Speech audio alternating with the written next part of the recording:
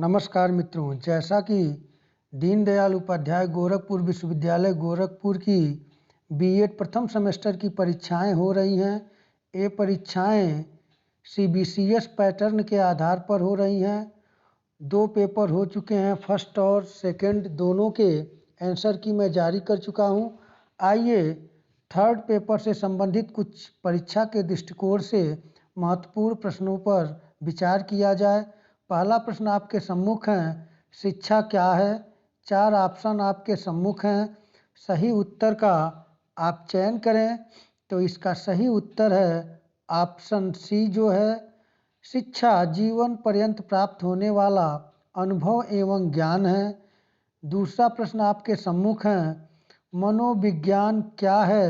4 option आपके सम्मुख हैं, 4 ऑप्शन में से आप सही उत्तर का चयन करें।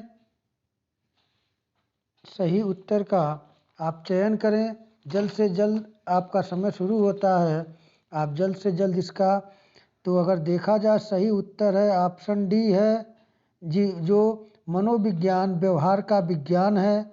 आइए अगले प्रश्न को देखा जाए। अगला प्रश्न है, शिक्षा मनोविज्ञान क्या है। 4 ऑप्शन आपके सम्मुख हैं, सही उत्तर का आप चयन करें। इसका सही उत्तर जो है वह है ऑप्शन बी, शिक्षा मनोविज्ञान शैक्षिक परिस्थितियों का मनोवैज्ञानिक दृष्टि से अध्ययन है। अगला प्रश्न है, शिक्षा मनोविज्ञान का अध्ययन क्षेत्र क्या है। 4 ऑप्शन आपके सम्मुख दिए गए हैं, सही उत्तर का आप चयन करें।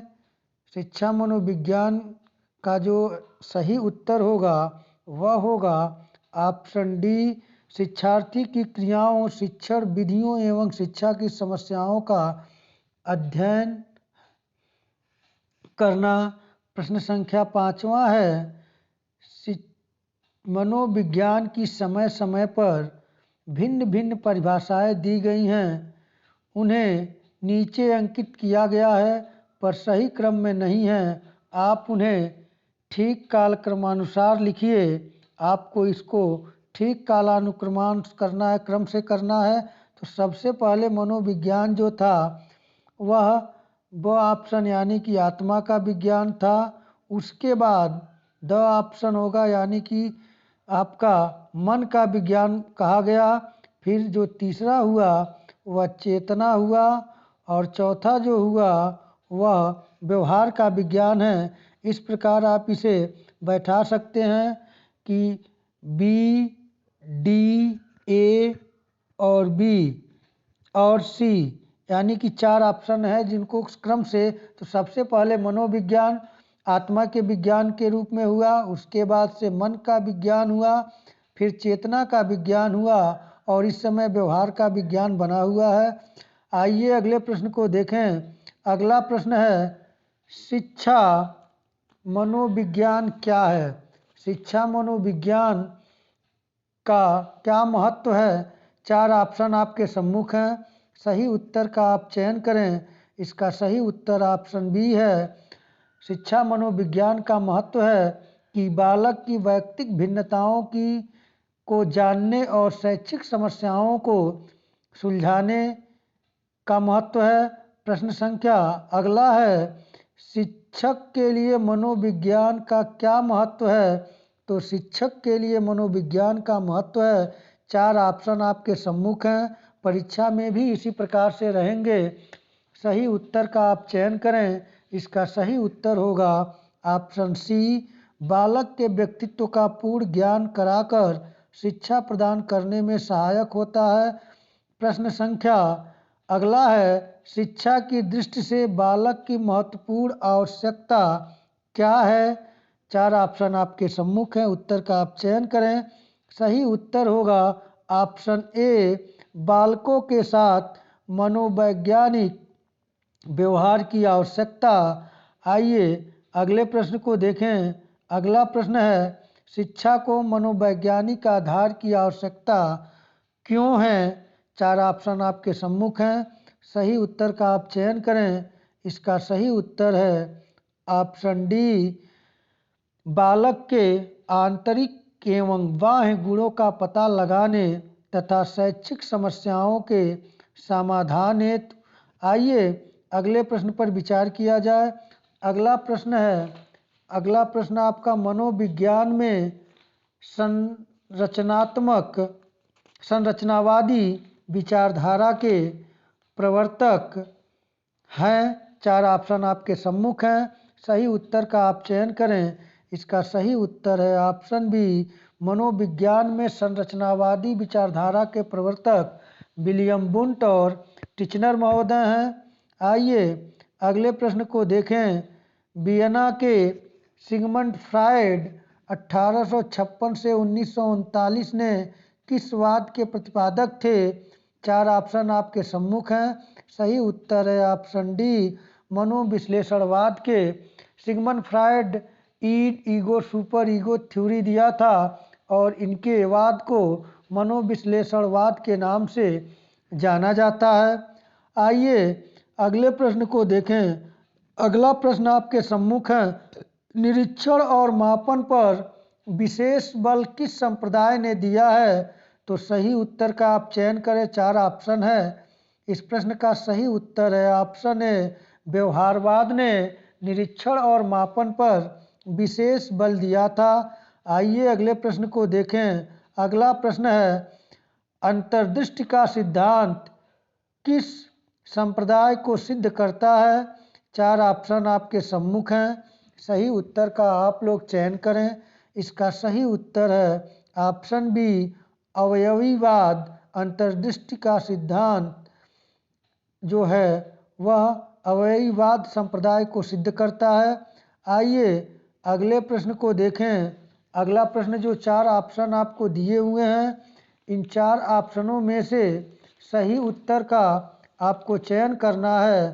प्रश्न है शिक्षण प्रक्रिया का केंद्र बिंदु है। आप जानते हैं कि मनोविज्ञान का शिक्षा के क्षेत्र में प्रयोग जब से हुआ, शिक्षण प्रक्रिया का केंद्र बिंदु जो है वह बाल केंद्रित यानी कि छात्र होगा। यहाँ पे सही उत्तर। अगला प्रश्न है छात्रों के व्यवहार में परिवर्तन लाने के लिए की जाने वाली क्रिया शिक्षण है। यह कथन किसका है? 4 ऑप्शन आपके सम्मुख हैं। सही उत्तर का आप चयन करें। इसका सही उत्तर है ऑप्शन सी क्लार्क। आइए अगले प्रश्न को देखें।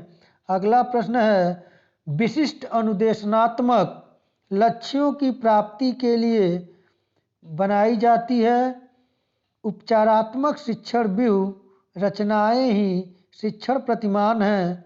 यह कथन है। 4 ऑप्शन आपके सम्मुख हैं। सही उत्तर का आप चयन करें। इस प्रश्न का सही उत्तर है option C Paul D Regan का कथन है विशिष्ट अनुदेशनात्मक लक्ष्यों की प्राप्ति के लिए बनाई जाती है उपचारात्मक शिक्षण रचनाएं ही शिक्षण प्रतिमान है। आइए अगले प्रश्न को देखें। अगला प्रश्न है आनुवांशिकता के निम्नलिखित नियमों में से एक नहीं है। सही उत्तर का आप चयन करें। 4 ऑप्शन आपके सम्मुख हैं। इस प्रश्न का तत्परता का नियम, समानता का नियम, बीजकोषों की समानता का नियम, प्रत्यागमन का नियम। तो इस प्रश्न का सही उत्तर होगा ऑप्शन ए तत्परता का नियम। ये अधिगम का नियम है, आनुवांशिकता का नियम नहीं है। बाकी 3 आनुवांशिकता के नियम हैं। प्रश्न संख्या अगला है बालकों में वंशानुक्रम के कारण पाया जाता है। 4 ऑप्शन आपके सम्मुख हैं। सही उत्तर का आप चयन करें। इस प्रश्न का सही उत्तर है ऑप्शन ए शारीरिक विभिन्नता। आइए अगले प्रश्न को देखा जाए। अगला प्रश्न है मेंडल का नियम के प्रतिपादक थे। सही उत्तर का आप चयन करें। सही उत्तर है option B Gregor Johann Mendel. और अगला प्रश्न है वंश परंपरा के मुख्य वाहक होते हैं। 4 ऑप्शन से आप सही उत्तर का चयन करें। इसका सही उत्तर होगा ऑप्शन सी पितृक। और अगला प्रश्न है रुचियों, मूल प्रवृत्तियों एवं स्वाभाविक आवेगों का स्वस्थ विकास हो सकता है। यदि 4 ऑप्शन दिया हुआ है, सही उत्तर का आप चयन करें। इसका सही उत्तर होगा ऑप्शन डी, वातावरण जिसमें रहता है स्वस्थ होना चाहिए। यदि वातावरण स्वस्थ होगा तो रुचियों, मूल प्रवृत्तियों एवं स्वाभाविक आवेगों का स्वस्थ विकास हो सकता है। आइए अगले प्रश्न को देखें। अगला प्रश्न है, वंशानुक्रम माता पिता से संतान को प्राप्त होने वाले गुणों का नाम है। यह परिभाषा है, तो यह परिभाषा 4 ऑप्शन से आपको चयन करना है कि वंशानुक्रम माता पिता से संतान को प्राप्त होने वाले गुणों का नाम है। यह परिभाषा किसकी है? तो यह परिभाषा रूथ बेनेडिक्ट महोदय की है, यानी कि सही उत्तर है ऑप्शन ए। आइए अगले प्रश्न पर विचार किया जाए। अगला प्रश्न जो मूल प्रवृत्ति से संबंधित है, तो मूल प्रवृत्ति के जो जनक माने जाते हैं वह मैकडूगल महोदय हैं।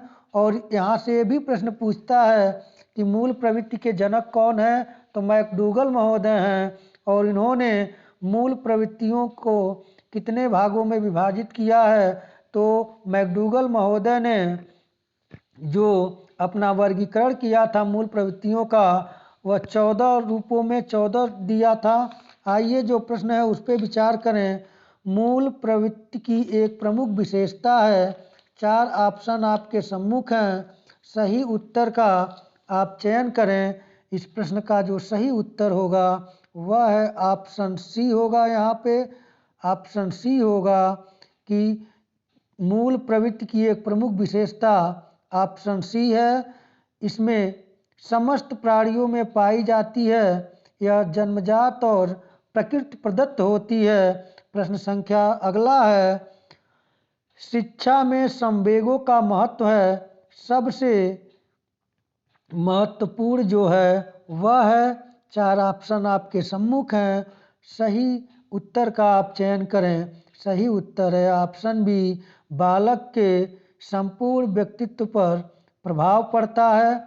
आइए अगले प्रश्न को देखें। अगला प्रश्न है, मूल प्रवृत्तियाँ चरित्र निर्माण करने के लिए कच्ची सामग्री है। शिक्षक को अपने सब कार्यों में उनके प्रति ध्यान देना आवश्यक है। यह कथन है, यह कथन जो है रास महोदय का है। अगला प्रश्न है, मूल प्रवृत्ति क्रिया करने का बिना सीखा स्वरूप है। जैसे मूल प्रवृत्ति है। 4 ऑप्शन आपके सम्मुख हैं, सही उत्तर का आप चयन करें। तो सही उत्तर होगा ऑप्शन बी, काम। आइए अगले प्रश्न को देखते हैं। अगला प्रश्न जो है वह दिया हुआ है कि बाल्यावस्था का समय है। तो 4 ऑप्शन आपके सम्मुख हैं, सही उत्तर का आप चयन करें। इसका सही उत्तर होगा ऑप्शन डी, 5 से। ऑप्शन डी होगा कि 5 वर्ष से लेकर 12 वर्ष तक बाल्यावस्था का समय होता है। अगला प्रश्न है, बाल्यावस्था की प्रमुख मनोवैज्ञानिक विशेषता क्या है? सही उत्तर का आप चयन करें। इस प्रश्न का सही उत्तर है ऑप्शन बी, सामूहिकता की भावना। अगला प्रश्न है, बाल्यावस्था में सामान्यतः बालक का विकास या व्यक्तित्व कैसा होता है? तो 4 ऑप्शन आपके सम्मुख हैं, सही उत्तर है ऑप्शन ए, बहिर्मुखी व्यक्तित्व। बाल्यावस्था में सामान्यतः बालक का व्यक्तित्व बहिर्मुखी व्यक्तित्व का होता है। आइए अगले प्रश्न को देखा जाए। अगला प्रश्न जो है वो दिया हुआ है कि शारीरिक विकास का एक प्रमुख नियम क्या है? 4 ऑप्शन से सही ऑप्शन का आप चयन करें। इसका सही उत्तर है ऑप्शन बी, जो है वो सही उत्तर है। उसका सही उत्तर इसका होगा, शारीरिक विकास का एक प्रमुख नियम क्या है? तो ऑप्शन बी सही होगा, द्रुतगामी विकास का नियम। और अगला प्रश्न है, शैशवावस्था में शारीरिक विकास का रूप क्या होता है? 4 ऑप्शन आपके सम्मुख हैं, सही उत्तर का आप चयन करें। इस प्रश्न का जो सही उत्तर है वह है ऑप्शन ए, लड़कियों की अपेक्षा लड़कों की लंबाई और वजन सामान्यतः कुछ अधिक होता है। अगला प्रश्न है, शिशु के अस्थायी दांत, दूध के दांत सामान्यतः कब निकलते हैं? सही उत्तर का आप चयन करें। सही उत्तर होगा ऑप्शन बी, 7वें से 8वें महीने में। आइए अगले प्रश्न को देखें। अगला प्रश्न जो है कार्यक्रमित अधिगम का आधार है। कार्यक्रमित अधिगम का आधार है। 4 ऑप्शन आपके सम्मुख हैं। सही आंसर का आप चयन करें। जो इसका सही उत्तर है उसमें आप जल्दी से जल्दी चयन करें कि कार्यक्रमित अधिगम का आधार है। तो कार्यक्रमित अधिगम का जो आधार है वह सही उत्तर है ऑप्शन बी, शिक्षण मशीनें। अगला प्रश्न है कार्यक्रमित अधिगम विधा का विकास हुआ था। 4 ऑप्शन आपके सम्मुख हैं। फ्रांस में, रूस में, अमेरिका में, भारत में। तो सही उत्तर है ऑप्शन स, अमेरिका में कार्यक्रमित अधिगम विधा का विकास हुआ था। अगला प्रश्न है कार्यक्रमित अधिगम के यंत्रों में प्रमुख हैं। 4 ऑप्शन सम्मुख हैं। रेडियो, टेलीविज़न, प्रोजेक्टर, इसमें से सभी। तो इसका जो सही उत्तर है ऑप्शन डी, इनमें से सभी। अगला प्रश्न है रेखीय कार्यक्रम के प्रवर्तक थे या रेखीय अभिक्रमित अनुदेशन के प्रवर्तक थे? 4 ऑप्शन आपके सम्मुख हैं। सही उत्तर का आप चयन करें। इसका सही उत्तर है option A, professor BF. Skinner रेखीय अभिक्रमित अनुदेशन के प्रवर्तक थे। अगला प्रश्न है शिक्षण मशीन का सर्वप्रथम प्रयोग सिडनी एल प्रेसी ने किस सन में किया? 4 ऑप्शन से आप सही ऑप्शन का चयन करें। इसका सही ऑप्शन बी है 1926 ईस्वी में शिक्षण मशीन का सर्वप्रथम प्रयोग सिडनी एल प्रेसी ने किया था। आइए अगले प्रश्न को देखें जो सीखने के वक्र से संबंधित है। इस प्रश्न का जो प्रश्न दिया हुआ है कि सीखने के वक्र रेखाओं के प्रकारों में से है यश शक्ल की वक्र रेखा, चिंतन की वक्र रेखा, टी शक्ल की वक्र रेखा, सीखने की वक्र रेखा। आप सही उत्तर का चयन करें। इस प्रश्न का सही उत्तर है ऑप्शन ए, सीखने के वक्र रेखाओं के प्रकारों में से यश शक्ल की वक्र रेखा एक है। आइए अगला प्रश्न देखें। सीखने के पठार का मुख्य कारण है शिक्षकों का प्रशिक्षित न होना, माता पिता की लापरवाही, उत्साह अवरोध, विद्यालय का असहयोग। तो इस प्रश्न का सही उत्तर का आप चयन करें। इस प्रश्न का सही उत्तर होगा ऑप्शन सी, उत्साह अवरोध सीखने के पठार का मुख्य कारण है। आइए अगले प्रश्न को देखा जाए। अगला प्रश्न है जहां कोई व्यक्ति एक विशेष प्रणाली का अनुकरण करके पहुंचता है और वहीं रुक जाता है उसे कहते हैं। 4 ऑप्शन से सही उत्तर का आप चयन करें। सही उत्तर है ऑप्शन ए, ज्ञानावरोध। वह दशा है जहां कोई व्यक्ति एक विशेष प्रणाली का अनुकरण करके पहुंचता है और वह वहीं रुक जाता है। अगले प्रश्न को देखें। अगला प्रश्न है सीखने की प्रक्रिया की एक प्रमुख विशेषता पठार है। ए उस अवधि को बताते हैं जब सीखने की प्रक्रिया में कोई उन्नति नहीं होती।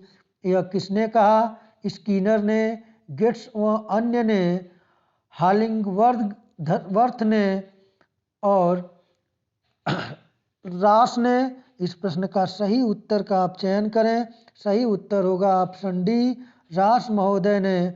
आइए अगले प्रश्न को देखें। ये जो प्रश्न कराए जा रहे हैं ये महत्वपूर्ण प्रश्न है। आप लोग इन प्रश्नों को देख लें। समय तो बहुत कम है लेकिन क्या किया जाए, जो समय है और ये जो प्रथम सेमेस्टर बीएड का चल रहा है इसमें थोड़ी समस्या भी है कि क्लास बहुत सुचारू रूप से नहीं चल पाए हैं। तो थोड़ा आप लोग इसे तैयार करते रहें। अगला प्रश्न है सामाजिक प्रेरक हैं। यह अभिप्रेरणा से संबंधित प्रश्न है। तो सही उत्तर इसका होगा ऑप्शन सी, आत्मगौरव। और अगला प्रश्न है जैविक प्रेरक हैं। तो नींद, अर्जनात्मकता, मद्य व्यसन, आत्म प्रशंसा। तो सही उत्तर होगा ऑप्शन ए नींद। आइए अगले प्रश्न को देखें। अगला प्रश्न जो दिया हुआ है वह दिया हुआ है दूरस्थ या परोक्ष वस्तुओं के संबंध में चिंतन करना ही कल्पना है। यह कथन है। 4 ऑप्शन आपके सम्मुख हैं। आप सही उत्तर का चयन करें। इस प्रश्न का जो सही उत्तर है जो दिया हुआ है कि दूरस्थ या परोक्ष वस्तुओं के संबंध में चिंतन करना ही कल्पना है, यह कथन है। तो यह 4 ऑप्शन से आप सही उत्तर का चयन करें। इस प्रश्न का जो सही उत्तर है वह है ऑप्शन ए मैकडूगल का यह कथन है कि दूरस्थ या परोक्ष वस्तुओं के संबंध में चिंतन करना ही कल्पना है। अगले प्रश्न को देखा जाए। अगला प्रश्न है एक इंजीनियर किसी पुल निर्माण करने की कल्पना पहले से करके एक रूपरेखा तैयार करता है। उसकी कल्पना किस प्रकार की है? 4 ऑप्शन आपके सम्मुख हैं। सही उत्तर का आप चयन करें। इस प्रश्न का सही उत्तर है ऑप्शन बी रचनात्मक कल्पना। अगले प्रश्न को देखें। अगला प्रश्न है नाटक, कहानी, उपन्यास और चित्र आदि में कैसी कल्पना पाई जाती है? 4 ऑप्शन से सही ऑप्शन का आप चयन करें। इसका सही उत्तर है ऑप्शन सी कलात्मक कल्पना। आइए अगले प्रश्न पर विचार करें। अगला प्रश्न है चिंतन मानसिक क्रिया का ज्ञानात्मक पहलू है। यह कथन है। 4 ऑप्शन रॉस का, वैलेंटाइन का, वारेन का, सीटी मॉर्गन का। सही उत्तर है इसका ऑप्शन ए रॉस महोदय का। अगला प्रश्न है नए अनुभव का पूर्व अनुभवों से संबंध स्थापित होने के परिणाम स्वरूप संप्रत्यक्ष पुंज का निर्माण होता है। इसे कहते हैं चिंतन, प्रत्यय, तर्क, समस्या समाधान। तो सही उत्तर है ऑप्शन बी प्रत्यय। आइए अगले प्रश्न को देखें जो बुद्धि से संबंधित है। बुद्धि से संबंधित मैक्सिमम प्रश्न पूछे जाएंगे। आप इस पे तैयार कर लें अच्छी तरीके से। तो बुद्धि सापेक्ष रूप में नवीन परिस्थितियों में अभियोजन करने की जन्मजात योग्यता है। यह कथन है स्टर्न के, बीने के, वर्ड के, मैकडूगल के। सही उत्तर का आप चयन करें। सही उत्तर है ऑप्शन सी बर्ट के। बर्ट ने कहा है कि बुद्धि सापेक्ष रूप में नवीन परिस्थितियों में अभियोजन करने की जन्मजात योग्यता है। अगले प्रश्न को देखें। अगला प्रश्न है मनोवैज्ञानिक थार्नाडाइक के अनुसार बुद्धि है, बुद्धि अमूर्त है, बुद्धि मूर्त है, बुद्धि ज्ञान है, इनमें से सभी।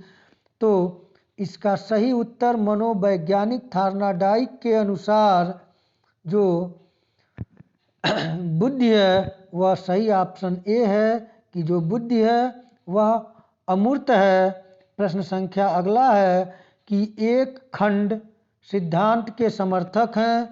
4 ऑप्शन से सही ऑप्शन का आप चयन करें। सही ऑप्शन है ऑप्शन ए बुद्धि के एक खंड सिद्धांत के जो समर्थक हैं वे हैं बीने, टर्मन, स्टर्न। आइए अगले प्रश्न को देखें। अगला प्रश्न है टर्मन मॉरिल स्केल का नाम किसने रखा? 4 ऑप्शन आपके सम्मुख हैं। सही उत्तर का आप चयन करें। तो टर्मन जैसा कि नाम से ही क्लियर है, टर्मन मॉरिल स्केल का नाम टर्मन महोदय ने दिया था। ऑप्शन ए सही होगा। अगला प्रश्न है बुद्धिलब्धि का आविष्कार मनोवैज्ञानिक यानी कि बुद्धिलब्धि का आविष्कार किस मनोवैज्ञानिक ने किया था? तो सही उत्तर है ऑप्शन बी टर्मन ने किया था। अगले प्रश्न को देखें। अगला प्रश्न है कि 12 वर्ष से 16 वर्ष के बालक के लिए हिंदी में डॉक्टर एस जलोटा ने कौन सा परीक्षण प्रतिपादित किया है? 4 ऑप्शन है शाब्दिक बौद्धिक परीक्षण, pattern drawing test, picture construction test और डी ऑप्शन है साधारण मानसिक योग्यता परीक्षण। तो इसका सही उत्तर है ऑप्शन डी साधारण मानसिक योग्यता परीक्षण। 12 वर्ष से 16 वर्ष के बालक के लिए हिंदी में डॉक्टर एस जलोटा ने तैयार किया था। आइए अगले प्रश्न को देखें। अगला प्रश्न है मानसिक आयु किसी व्यक्ति के द्वारा प्राप्त विकास की सीमा की वह व्यक्ति है जो उसके द्वारा की जाती है तथा किसी आयु विशेष में उसकी अपेक्षा होती है। यह कथन किसका है? 4 ऑप्शन आपके सम्मुख हैं। आप सही उत्तर का चयन करें कि मानसिक। इसका सही उत्तर है ऑप्शन डी डॉक्टर भाटिया के। अगले प्रश्न को देखा जाए। वैयक्तिक भिन्नता से है। वैयक्तिक भिन्नता का अर्थ है 4 ऑप्शन आपके सम्मुख है। किन्हीं भी 2 व्यक्तियों में शारीरिक विभिन्नता होना, किन्हीं 2 व्यक्तियों में शारीरिक मानसिक एवं संवेगात्मक समरूपता होना, सभी व्यक्तियों का व्यक्तित्व समान होना, इनमें से सभी। तो वैयक्तिक भिन्नता का जो अर्थ है इसका सही उत्तर है ऑप्शन ए किन्हीं 2 व्यक्तियों में शारीरिक भिन्नता होना। आइए अगले प्रश्न को देखा जाए। अगला प्रश्न है वैयक्तिक विभिन्नता के कारण होते हैं। 4 ऑप्शन आपके सम्मुख हैं। आनुवंशिकता का प्रभाव, वातावरण का प्रभाव, शारीरिक एवं मानसिक विचारों का प्रभाव, इनमें से सभी। तो इस प्रश्न का जो सही उत्तर है वह है ऑप्शन डी इनमें से सभी। और अगला प्रश्न है वैज्ञानिक युग में मानव प्रकृति के आधार पर व्यक्तित्व के प्रमुख आधार बताए हैं। 4 ऑप्शन आपके सम्मुख हैं। इस प्रश्न का जो सही आंसर होगा वह है ऑप्शन ए 2। अगले प्रश्न को देखें। अगला प्रश्न है अंतर्मुखी व्यक्तित्व के आगे प्रायः होते हैं। 4 ऑप्शन दिए हुए हैं। आप सही ऑप्शन का चयन करें। तो अंतर्मुखी व्यक्तित्व के आगे प्रायः होते हैं। सही आंसर ऑप्शन है शर्मीले या एकांत प्रिय। अगला प्रश्न है कि सन 1860 में सर्वप्रथम यह किसने सिद्ध किया था कि व्यक्तियों में उच्च बौद्धिक योग्यताएं उनके वंशानुक्रम का परिणाम होती है। सही उत्तर का चयन करें। गाल्टन महोदय, टाइलर महोदय, युंग महोदय, इनमें से कोई नहीं। तो सही उत्तर है ऑप्शन ए गाल्टन महोदय। आइए अगले प्रश्न को देखें। अगला प्रश्न है ग्रीक भाषा में ह्यूरिस्टिक शब्द का क्या अर्थ है? 4 ऑप्शन आपके सम्मुख हैं। आप सही उत्तर का चयन करें। तो ग्रीक भाषा में ह्यूरिस्टिक शब्द का अर्थ है, सही उत्तर इसका जो है वह है ऑप्शन सी उत्पन्न। अगले प्रश्न को देखें। जिसका पेट बड़ा होता है और पाचन क्रिया संबंधी आते कम विकसित होती है वह व्यक्ति कहलाता है एंडोमॉर्फिक, मैसोमॉर्फिक, एक्टोमॉर्फिक, इनमें से कोई नहीं। सही उत्तर होगा ऑप्शन ए एंडोमॉर्फिक। व्यक्ति उसके अंतर्गत आते हैं जिनका पेट बड़ा होता है और पाचन क्रिया संबंधी आते कम विकसित होती है। अगला प्रश्न है व्यक्तित्व के प्रकारों का विभाजन जिस आधार पर हुआ है वह है शरीर रचना है, समाजशास्त्री दृष्टिकोण है, मनोवैज्ञानिक दृष्टिकोण है या इनमें से सभी। सही उत्तर का आप चयन कर लें। इस प्रश्न का सही उत्तर होगा ऑप्शन डी इनमें से सभी। आइए अगले प्रश्न को देखा जाए। अगला प्रश्न है भारतीय आयुर्वेद शास्त्र के अनुसार व्यक्ति होते हैं कफ प्रधान, पित्त प्रधान, वात प्रधान, इनमें से सभी। तो इस प्रश्न का सही उत्तर का आप लोग चयन कर लें। इस प्रश्न का जो सही उत्तर है वह है ऑप्शन डी इनमें से सभी। अगला प्रश्न है, बालक के व्यक्तित्व के विकास का आरंभ हो जाता है। तो 4 ऑप्शन आपके सम्मुख हैं, बाल्यावस्था से, शैशवावस्था से, किशोरावस्था से, पूर्व शैशवावस्था से। तो सही उत्तर है ऑप्शन डी, पूर्व शैशवावस्था से। आइए अगले प्रश्न को देखें। अगला प्रश्न जो है वह है कि निम्नलिखित विधियों में से एक मानसिक चिकित्सा करने के लिए प्रयोग में लाई जाने वाली विधि है। 4 ऑप्शन है, स्वप्न विश्लेषण विधि, रोशांक विधि, वस्तुनिष्ठ विधि, व्यक्तित्व विधि। तो इस प्रश्न का सही उत्तर का आप चयन कर लें। इस प्रश्न का सही उत्तर है ऑप्शन ए, स्वप्न विश्लेषण विधि। अगला प्रश्न है, किस विधि द्वारा व्यक्तित्व संबंधी उन पहलुओं का भी पता चल जाता है जिनसे कि व्यक्ति स्वयं अनभिज्ञ होता है? साक्षात्कार विधि, जीवन इतिहास विधि, प्रक्षेपण विधि, आत्मलेखन विधि। इस प्रश्न का जो सही उत्तर होगा वह है ऑप्शन सी, प्रक्षेपण विधि। आइए अगले प्रश्न को देखें। अगला प्रश्न है कि कथा प्रसंग विधि का निर्माण एवं प्रकाशन किस सन में हुआ? 1932 में, 1832 में, 1935 में, 1921 में, 1845 में। तो इस प्रश्न का सही उत्तर है ऑप्शन सी, 1921 ईस्वी में कथा प्रसंग विधि का निर्माण एवं प्रकाशन किया गया था। आज का अंतिम प्रश्न है, रोशांक बुद्धि परीक्षण किस सन में निर्मित हुआ था? 1921 में, 1925 में, 1932 में, 1935 में। इस प्रश्न का सही उत्तर का आप चयन करें। सही उत्तर है ऑप्शन ए, 1921 में रोशांक द्वारा रोशांक बुद्धि परीक्षण निर्मित हुआ था। तो मित्रों, आज इन महत्वपूर्ण प्रश्नों को जो परीक्षा के दृष्टिकोण से बड़े महत्वपूर्ण थे, मैं रिवीजन कराया। मुझे उम्मीद है कि आप लोग बहुत अच्छे अंक पाएंगे और अच्छे अंकों से आप बीएड कर शिक्षक बनने का अपना स्वप्न पूरा करेंगे और राष्ट्र में सहयोग देंगे। तो अब इतना ही, आप लोगों के लिए बेस्ट ऑफ लक।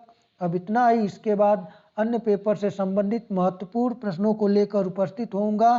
तब तक के लिए नमस्कार।